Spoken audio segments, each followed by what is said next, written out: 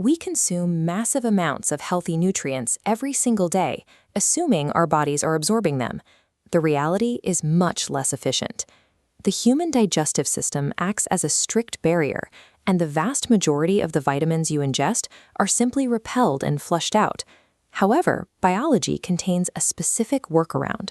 Certain molecules actively increase the permeability of our cellular membranes, allowing nutrients that would otherwise be wasted to enter the bloodstream. The most effective of these transit drivers is a compound called piperine.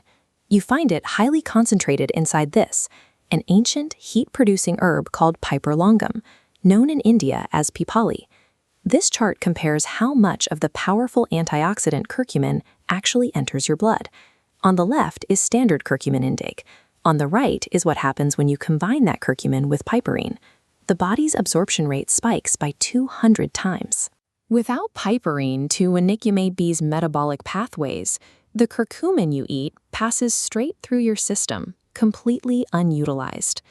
Modern clinical labs only mapped this exact cellular mechanism recently, yet ancient Indian sages documented this precise multiplier effect thousands of years ago, baking it directly into their medical preparations.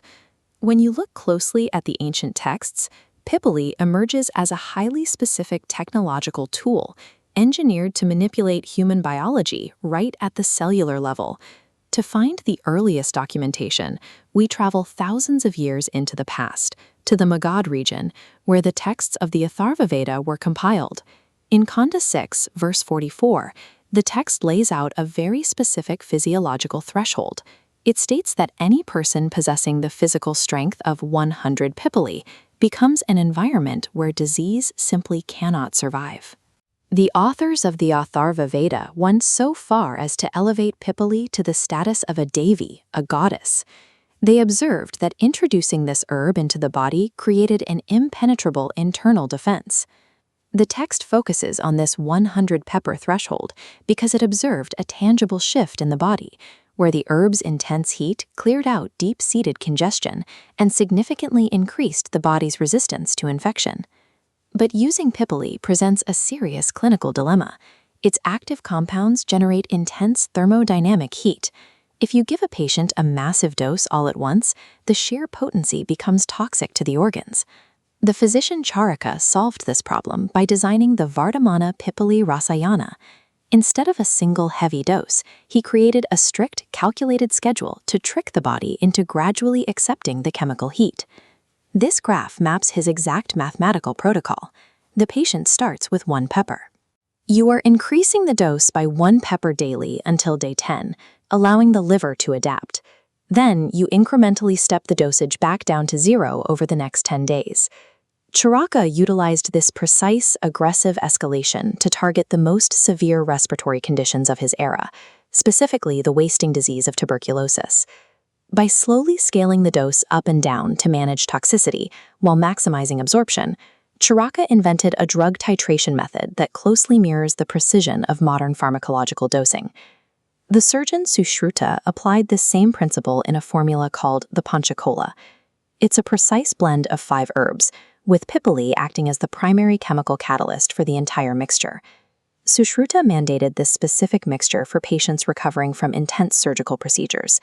At that stage of recovery, a patient's digestive system is often too exhausted to process basic nutrition from food. He realized that the heavy presence of Pippali in the Panchakola acts as a metabolic engine. It physically drives the restorative nutrients of the other 4 herbs directly through the cell walls of the weakened patient. Sushruta's ancient strategy of bypassing a weak stomach to deliver cellular nutrition is the exact biological mechanism scientists now refer to as bioavailability enhancement. Today, laboratory researchers are looking beyond piperine. They are currently isolating completely new compounds hidden within Pippali, with heavy focus on a specific molecule called piperlongumine. This diagram illustrates how piperlongumine operates at the cellular level, actively binding to inflammation markers.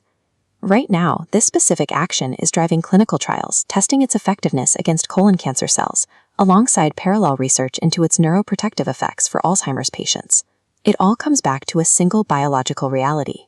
Pippali functions as a metabolic bridge, forcing the body to utilize medicine that would otherwise be inaccessible.